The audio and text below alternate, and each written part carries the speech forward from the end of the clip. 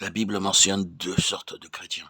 Il est très important que le croyant sache dans quelle catégorie il se trouve et à laquelle il veut appartenir. L'apôtre Paul parle de chrétiens charnels et de chrétiens spirituels. Pour moi, mes frères, ce n'est pas comme à des hommes spirituels que j'ai pu vous parler, mais comme à des hommes charnels, comme à des enfants en Christ. Je vous ai donné du lait, non de la nourriture solide, car vous ne pouviez pas la supporter. Et vous ne pouvez pas même à présent, parce que vous êtes encore charnels. En effet, puisqu'il y a parmi vous de la jalousie et des disputes, n'êtes-vous pas charnel et ne marchez-vous pas selon l'homme? Quand l'un dit moi je suis de Paul et un autre moi je suis d'Apollos, n'êtes-vous pas des hommes? 1 Corinthiens 3, 1, 4. Dans quelle catégorie êtes-vous, auditeurs et auditrices? Avez-vous jamais été photographié en groupe? Vous étiez pressé sans doute de voir l'épreuve, et sur l'épreuve, une personne. Si le groupe était réussi, vous vous êtes reconnu aisément. Je voudrais reproduire le portrait des chrétiens charnels, et je me demande si tel de vous ne va pas se reconnaître parmi les personnages que je dépeindrai. Le portrait sera très précis, du reste, car c'est le divin photographe, le Saint-Esprit, qui le fera.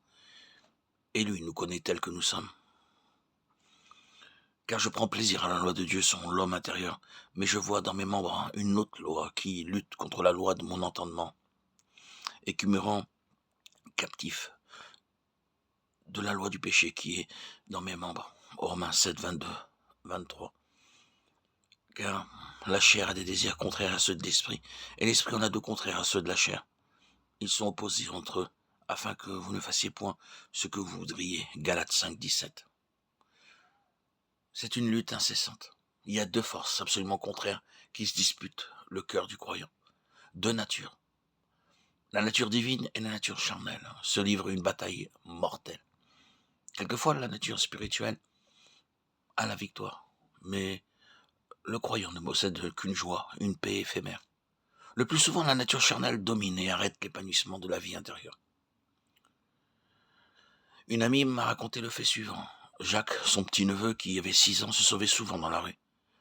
Sa mère menaça de le punir s'il recommençait. La tentation se présenta bientôt. Jacques y céda.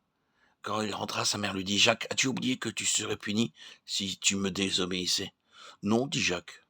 Alors pourquoi t'es-tu sauvé ?»« Voilà ce qui est arrivé, maman. J'étais dans la rue, je pensais à ta défense. Il me semblait que Jésus me tirait par un bras et Satan par l'autre. Malheureusement, c'est Satan qui a tiré le plus fort. » Voilà l'expérience perpétuelle du chrétien charnel. Sa vie intérieure est pitoyable.